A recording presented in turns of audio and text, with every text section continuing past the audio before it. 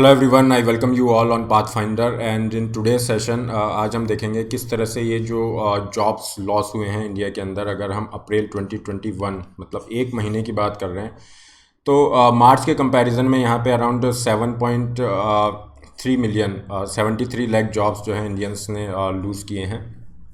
क्या इसका रीज़न रहा है? इसमें से कितने जो जॉब्स हैं इनफॉर्मल सेक्टर में हैं, कौन से जॉब हैं जो सैलरीड पर्सनस ने लूज़ किए हैं, रूरल एरिया में ज़्यादा है, अर्बन एरिया में ज़्यादा है, किस तरह से ये रीज़न रहा है? Definitely Covid is one of that reason.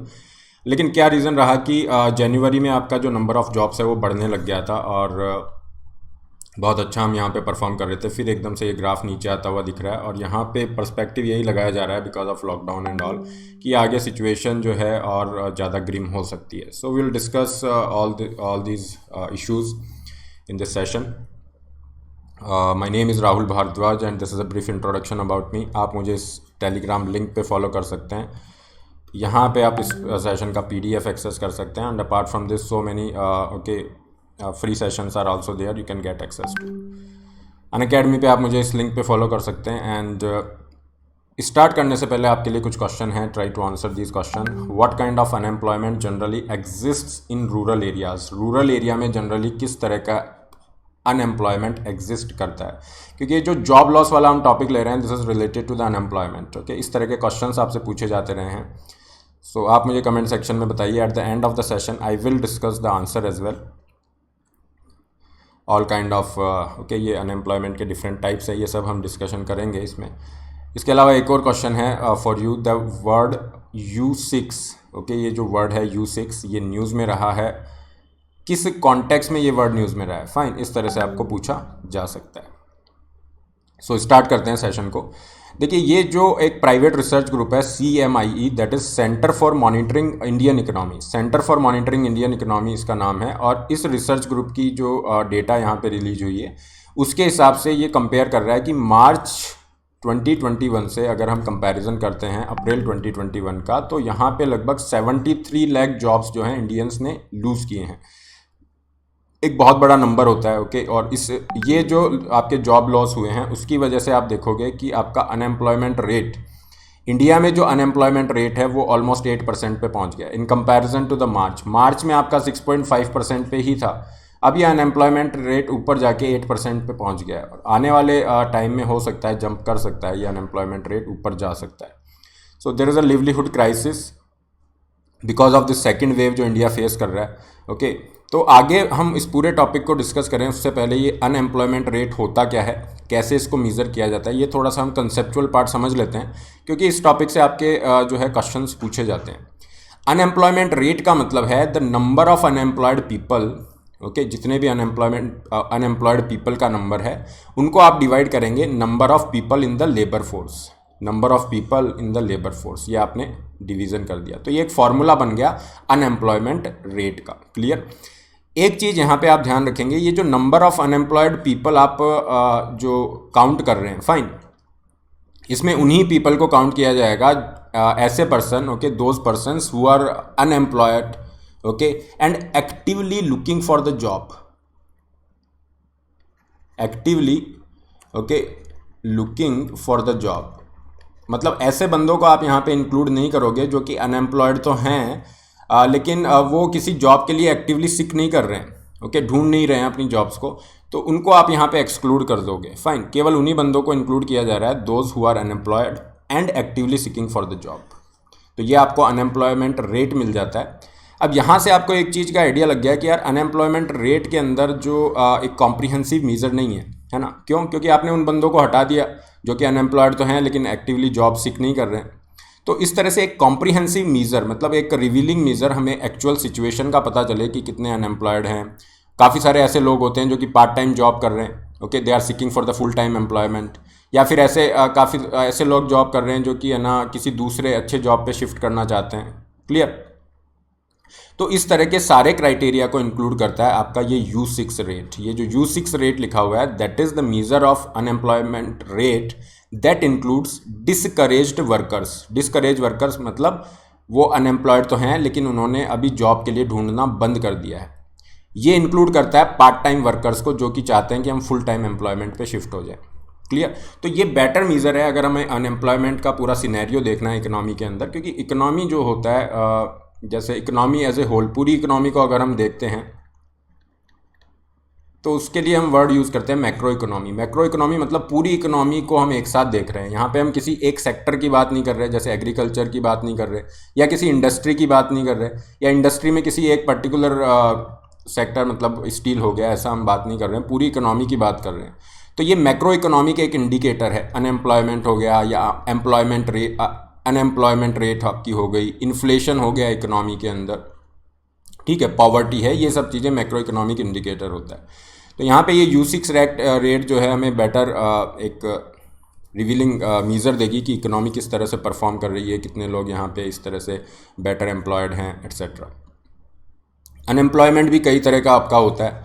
मान लीजिए आप अभी जॉब कर रहे हो, ठीक है, अच्छी भली आपकी जॉब है, आप तैयारी करने चले जाते हो, तो आपने बीच में जॉब छोड़ दिया, फिर आप तैयारी भी कर रहे हो, फिर आपने देखा अभी रिजल्ट आने में टाइम है, चलो मैं वापस से जॉब ज्वाइन कर लेता हूँ, एंड अब आप B कंपनी ज्वाइन कर रहे हो, ठीक है। तो इन बिटवीन जो टाइम है आप जॉब सीख कर रहे हो, ठीक है ना, तो हो सकता है आपको 2-3 महीने लग जाएं, या फिर आप एक कंपनी में जॉब कर रहे हो, आप देखते हो कि यार मैं किसी दूसरी कंपनी में स्विच करता हूँ, मुझे बेटर पैकेज मिल सकता है, तो आपने उस कंपनी का जॉब मिलने से पहले ही जॉब छोड़ दिया। तो बीच में जो 2-4 महीने का पीरियड होता है जिसमें आप जॉब देख रहे हो सकता है नहीं मिले, तो उसे हम कहते हैं फ्रिक्शनल अनएम्प्लॉयमेंट, ओके, जिसमें आपने क्या किया है, वॉलंटरीली अपने हिसाब से जॉब को छोड़ा है, फिर आप दूसरी जगह पे चेंज कर रहे हो, तो ये शॉर्ट टर्म अनएम्प्लॉयमेंट होता है, ओके, इसमें कोई बड़ी बात नहीं है, but you should definitely know what is the meaning of frictional unemployment.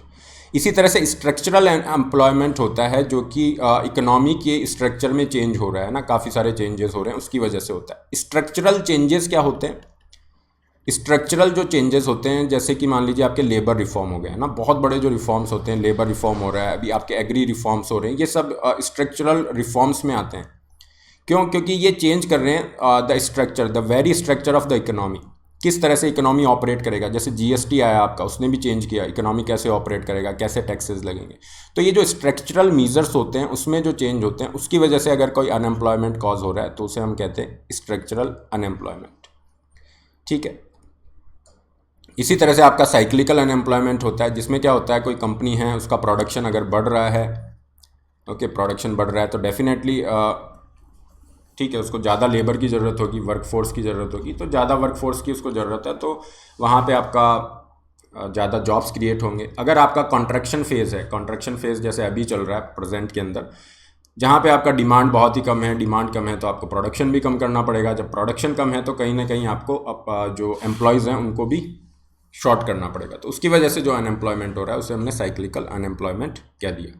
इसी तरह से एक बहुत ही यूनिक सा होता है जिसे हम कहते हैं डिसगाइज्ड अनएम्प्लॉयमेंट। ये डिसगाइज्ड अनएम्प्लॉयमेंट आपका एग्रीकल्चर में देखने को मिलता है। डिसगाइज्ड अनएम्प्लॉयमेंट में क्या होता है, मान लीजिए कोई एक खेत है, अब यहाँ पे एक्चुअल में जितना काम है वो 4 जनों से हो सकता है, 4 people are required and sufficient for this work. लेकिन होता क्या है, एग्रीकल्चर फील्ड है, घर में लोग हैं, 8-10 जने हैं यहाँ पे काम कर रहे हैं, तो मान लीजिए 6 जने भी यहाँ पे काम कर रहे हैं, तो ये क्या हो गया, 2 बंदे यहाँ पे डिसगाइज्ड इसमें आएंगे, अनएम्प्लॉयमेंट के अंदर आपका आएगा। क्लियर? तो इसे भी आपको ध्यान रखना है, डिसगाइज्ड वाला किसमें होता है, एग्रीकल्चर सेक्टर में जनरली हमें देखने को मिलता है, क्योंकि ये देखने में तो लग रहा है कि 6 बंदे यहाँ पे एम्प्लॉयड है, बट एक्चुअल रिक्वायरमेंट तो 4 बंदों की ही है ना, उस कॉन्टेक्स्ट में बात हो रही है। तो ये अनएम्प्लॉयमेंट से रिलेटेड कुछ टर्मिनोलॉजीज़ हैं जिसकी हमने बात की है। अब हम वापस इस न्यूज़ पे आते हैं, जो जॉब आपके लॉस हो रहे हैं। तो देखिए यहाँ पे इन्होंने दिसंबर का फिगर दिया है, and around 38.87 crore people are there जो कि एम्प्लॉयड थे, इंडिया के अंदर एम्प्लॉयड थे इतने पीपल, और ये आपके बढ़ जाता है, लगभग 40 करोड़ पे पहुंच जाता है। जनवरी में जाके ये जो एम्प्लॉयड पर्सन है, ओके, कितने बंदे एम्प्लॉयड हैं, ये 40 करोड़ पे पहुंच जाता है, तो बहुत अच्छी बात है। फिर फरवरी में थोड़ा सा नीचे आता है, और फिर मार्च में और नीचे आना स्टार्ट होता है। क्यों? क्योंकि आपके केसेस, कोविड के केसेस बढ़ना स्टार्ट हो जाते हैं। आपने देखा महाराष्ट्र में सिचुएशन ग्रिम होना स्टार्ट हो जाती है, और महाराष्ट्र इंडिया का एक तरह से कमर्शियल कैपिटल आप कह सकते हो, तो वहाँ से सिचुएशन जब कोविड की ये स्टार्ट होती है तो आपके lockdown, mini lockdown, all kind of things are happening, और मार्च आते आते यहाँ पे सिचुएशन बहुत ख़राब हो जाती है। बहुत सारे स्टेट्स जो है इस तरह से रेस्ट्रिक्शन लगाना स्टार्ट करते हैं। जब आपके लॉकडाउन लगने स्टार्ट हो जाते हैं तो प्रोडक्शन आपका बंद हो जाएगा, ठीक है, इन्फेक्शन फैलना स्टार्ट हो जाता है। क्लियर? तो उसकी वजह से ये जो जॉब का आपका फिगर है वो नीचे आ जाता है। ये एक्चुअल नंबर दे रखा है, नंबर ऑफ़ पीपल एम्प्लॉयड। तो यहाँ पे ये 40 करोड़ है। ओके, ये मिलियंस में फिगर है, तो ये 40 करोड़ हो जाएगा। जनवरी में 40 करोड़ था, अप्रैल तक आते आते अराउंड 39 करोड़ आपका रह गया। तो अगर मार्च से हम यहाँ पे कंपेयर कर रहे हैं इसको, इस फिगर को, around 78 you have that 73 lakh people who have lost their jobs. ठीक है। अनएम्प्लॉयमेंट रेट हम देख रहे हैं किस तरह से आपका मार्च में कम हो गई थी एक बार, फिर वापस से बढ़ गई है अप्रैल में, और हो सकता है आने वाले टाइम में और बढ़ जाए, क्योंकि आपके कोविड रिलेटेड रेस्ट्रिक्शन लागू हैं। सेकेंडरी वेव के अंदर केसेस बढ़ रहे हैं, डेली आपके 4 लाख केसेस आ रहे हैं, around 3500 to 4000 people are losing their lives on daily basis. तो हो सकता है ये आने वाले टाइम में बढ़ भी जाए। अब ये जो पूरा 73 लाख का ये जो फिगर है, इतने लोगों ने जो जॉब लूज़ किए हैं, उसमें से काफ़ी सारे लोग ऐसे हैं जो कि एग्रीकल्चरल वर्कर्स हैं, एग्रीकल्चरल वर्कर। क्योंकि देखिए ये जो 73 लाख का ये जो फिगर दिया हुआ है, ये क्या है, आपके ऑर्गेनाइज्ड सेक्टर के लिए भी है और अनऑर्गेनाइज्ड के लिए भी है ना, सभी का मिला के इन्होंने एक डेटा दिया है। अब ऑर्गेनाइज्ड सेक्टर क्या होता है, ऐसा सेक्टर मतलब ऐसे लोग जो जैसे गवर्नमेंट एम्प्लॉई हैं या इंडस्ट्री में कोई जॉब कर रहा है, जिसका 10 से 5 या जो भी पर्टिकुलर आवर्स फिक्स हैं, भाई इतने घंटे आप ड्यूटी करोगे, ये आपका मंथली पेमेंट फिक्स है, सब कुछ चीज़ें फिक्स है, क्लियर। आपको सिक्योरिटी भी है, जॉब सिक्योरिटी है, सोशल सिक्योरिटी बेनिफिट है, इंश्योरेंस वगैरह, ये सब वो आते हैं ऑर्गेनाइज सेक्टर में। अनऑर्गेनाइज सेक्टर में कौन आता है, जैसे आपके घर पे जो बाई जी आती हैं काम करने, उनको कोई जॉब सिक्योरिटी नहीं है, उनके कोई आवर फिक्स नहीं है, कोई पेमेंट फिक्स नहीं है, किसी तरह की कोई सोशल सिक्योरिटी नहीं है। दुकानों पे आपने देखा होगा कई जगह पे जो लोग काम करते हैं, ओके, शॉप्स जो होती हैं, इवन फार्मर्स जो हैं, ये सब आपके किस में आते हैं, अनऑर्गेनाइज सेक्टर के अंदर। तो ज़्यादा इम्पैक्ट है अनऑर्गेनाइज्ड सेक्टर के ऊपर। और यहाँ पे 73 लाख जो जॉब्स हैं उसमें से ज़्यादातर एग्रीकल्चर वर्कर्स हैं। और इसमें एक अच्छी बात यह है कि अभी आपका हार्वेस्टिंग फिनिश हो गया है ना, तो अच्छी बात यह है कि जून का जो आएगा मानसून जब सीज़न आएगा, तो यहाँ पे सोइंग सीजन, बुआई वापस स्टार्ट होगी, ये एग्रीकल्चर वर्कर्स वापस जॉब पे आ जाएंगे, जॉब पे वापस लौट जाएंगे। तो यहाँ पे क्या है, सीज़न के बेसिस पे, सीजनल हो रहा है ना, सीजनल बेसिस पे अनएम्प्लॉयमेंट कॉज हो रहा है। तो आप देखोगे रूरल एरियाज़ के अंदर सीजनल अनएम्प्लॉयमेंट काफ़ी देखा जाता है because of this agriculture thing, क्योंकि एग्रीकल्चर में आपका लेबर का रिक्वायरमेंट है हार्वेस्टिंग टाइम पे, सोइंग सीजन में, ये सब है। तो यहाँ पे ये तो ठीक है, इनको दोबारा से जॉब मिल जाएगा, लेकिन हमारा जो मेन कॉज ऑफ कंसर्न है वो ये 34 लाख जॉब्स हैं जो ऐसे बंदे जिनकी सैलरीड जॉब थी उन्होंने लूज़ किए, ये कॉज ऑफ कंसर्न है सबसे बड़ा। Out of this 73 figure, this 34 lakh okay people who are in salaried jobs, जिन्होंने अपने जॉब लूज़ किए हैं, वो थोड़ा सा हमारे लिए क्राइसिस का इशू है। इसको हम कैसे डील करेंगे, ओके, ये देखने वाली बात है, क्योंकि इम्पैक्ट जो हुआ है वो सबसे ज़्यादा स्मॉल एंड मीडियम इंडस्ट्रीज़ पे हुआ है और स्पेशली रूरल एरियाज़ में इम्पैक्ट हुआ है।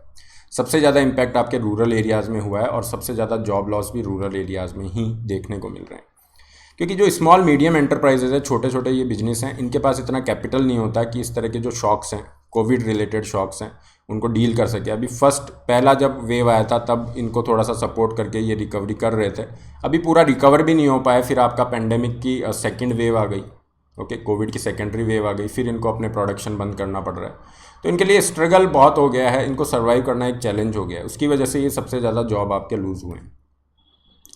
ठीक है, अब जॉब लूज़ हो रहे हैं, क्या ऑप्शन है, what is the way forward. तो यहाँ पे ऑप्शन ये है कि जो यूनियंस हैं, ट्रेड यूनियंस हैं, वो डिमांड कर रही हैं गवर्नमेंट से कि आप हमें एक सपोर्ट दे दीजिए, कंपनसेट कर दीजिए, जो भी वर्कर्स जॉब लूज़ करें हैं उनको कुछ आप कंपनसेशन दे दीजिए, इस तरह से उनको थोड़ा मॉनिटरी सपोर्ट आप दे सकते हैं। सेकंड ऑप्शन है, ये ज़्यादा फिजिबल ऑप्शन है, इसमें क्या कहा जा रहा है कि गवर्नमेंट उधार ले और खर्चा करे। कौन खर्चा करे, गवर्नमेंट को खर्चा करना चाहिए। तो जब गवर्नमेंट खर्चा करती है उसे हम कहते हैं फिस्कल स्टिमुलस, ओके। तो वैसे गवर्नमेंट ने खर्चा तो किया है लेकिन ये कंपैरेटिवली कम है, इसे बढ़ाना चाहिए। देखिए गवर्नमेंट के खर्चा करने से क्या होगा, गवर्नमेंट जब स्पेंड करेगी, मान लीजिए गवर्नमेंट ने बहुत बड़ा कोई इंफ्रास्ट्रक्चर प्रोजेक्ट अनाउंस कर दिया, तो वहाँ से क्या होगा, कोई बड़ा हाईवे इस तरह से अनाउंस हो गया, तो उससे डिमांड क्रिएट होगी सीमेंट की, स्टील की, लेबर्स की, वर्कर्स की। तो जब वो इंडस्ट्री में डिमांड आपकी बढ़ेगी तो उससे उनको प्रोडक्शन भी बढ़ाना पड़ेगा। अब प्रोडक्शन बढ़ाने के लिए आपको डेफिनेटली लेबर चाहिए, तो आपको क्या करना पड़ेगा, लेबर चाहिए, तो आपको जॉब्स क्रिएट होंगे। तो जब जॉब क्रिएट होंगे तो लोगों के हाथ में क्या आएगा, पैसा आएगा। अगर जॉब ही नहीं होगा तो पैसा कैसे आएगा। जब हाथ में आपके मनी आ गया तो वो परचेजिंग पावर क्रिएट कर रहा है। आपकी जब परचेजिंग पावर बढ़ेगी तो फिर क्या होगा, वो डिमांड क्रिएट करेगा। तो ये एक साइकिल बन जाएगा, डिमांड बढ़ेगी, फिर प्रोडक्शन बढ़ेगा, फिर जॉब आएंगे। तो गवर्नमेंट की स्पेंडिंग से, केवल एक इनिशिएटिव से, ये आपका वर्चुअस वर्चुअस साइकिल आपका चल गया है ना। वर्चुअस साइकिल मतलब एक अच्छा आपका पॉजिटिव साइकिल चल गया है जो कि जॉब को जनरेट करेगा। इसलिए कहा जा रहा है गवर्नमेंट जितना खर्चा कर सकती है करना चाहिए। हालांकि गवर्नमेंट कर भी रही है, लेकिन अगर हम कंपैरिजन करें यहाँ पे, जैसे ब्राज़ील ने 12% ऑफ जीडीपी खर्चा किया, इंडिया का फिजिकल स्टिमुलस कम रहा है जिसे 2.2% बताया जा रहा है एक्चुअल उस सेंस के अंदर। सो this is all fine, this is the way forward कि गवर्नमेंट यहाँ पे एक्शन ले सकती है, जितना खर्चा कर सकती है, डिमांड क्रिएट कर सकती है, और कोशिश यहाँ पे गवर्नमेंट की तरफ से की जा रही है। बट गवर्नमेंट को यहाँ पे कोशिश यही करनी चाहिए कि फिजिकल स्टिमुलस है इसका साइज़ बढ़ा दिया जाए, okay, to create the demand and it will ultimately produce more jobs. So this is all, okay. PDF of this session will be available here. और शुरू में जो हमने क्वेश्चन किए थे उसमें था अनएम्प्लॉयमेंट कौन सा एग्जिस्ट करता है रूरल एरियाज़ में, तो हमने देखा सीजनल अनएम्प्लॉयमेंट आपका एग्जिस्ट करता है यूजुअली, डिस्गाइज्ड वाला एग्रीकल्चर में एग्जिस्ट करता है। U6 जो रेट है मैंने एक्सप्लेन किया था अनएम्प्लॉयमेंट के कॉन्टेक्स्ट के अंदर। तो इस तरह से क्वेश्चन के लिए भी तैयार रहिए। This is all and this is regarding your 1 point solution for UPSC preparation. जो अनअकैडमी का कॉम्बो सब्सक्रिप्शन है उसका आज लास्ट डेट है, जहाँ पे आपको हैवी डिस्काउंट दिया जा रहा है 25%। कॉम्बो सब्सक्रिप्शन मतलब आपका GS प्लस ऑप्शनल दोनों इंक्लूड है। This is a kind of 1 point solution, you can definitely go for that. आपके बैचेज हैं इनके लिए भी आप जा सकते हैं। ये 4-in-1 ऑफर चल रहा है जिसमें आपको 20 बुक्स फ्री दी जाएंगी, जिसमें पूरा सिलेबस कवर है आपका नोट्स फॉर्मेट में। इसी तरह से आपका सब्सक्रिप्शन जो है नेक्स्ट ईयर प्रीलिम्स तक वैलिड रहेगा। सब्सक्रिप्शन का लिंक डिस्क्रिप्शन बॉक्स में है, आप अपना प्लान चूज़ कीजिए, put the code RB Live and your amount will reduce by 10%। Similarly you can opt for iconic as well with added benefits. ये अभी आपका नया बैच है, इसके लिए भी आप जा सकते हैं। Optional, almost all the optionals are available. Combo जिसकी हमने बात की उस पर आपका हैवी डिस्काउंट अवेलेबल है। कोई भी क्वेरी है आप यहाँ पे रीच आउट कर सकते हैं। आज 8 बजे आपकी टुडे 8 PM एक फ्री स्पेशल क्लास है, उसके लिए आप मुझे ज्वाइन कर सकते हैं। I share the link as well here. ये लोन फैसिलिटी का भी लिंक है। हर संडे आपका स्कॉलरशिप टेस्ट होता है, यहाँ पे भी आप पार्टिसिपेट कर सकते हैं। फ्री टेस्ट सीरीज का भी आप बेनिफिट ले सकते हैं। This is all for today, have a great day.